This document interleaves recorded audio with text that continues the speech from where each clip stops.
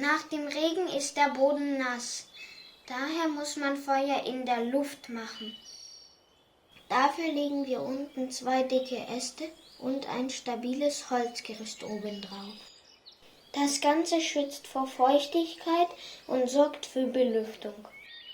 Dann kommen aufeinander zerknittertes Papier und dünne Zweige. Das Papier wird von unten angezündet. Wenn das Feuer stabil ist, lege ich gleich dickes Holz drauf.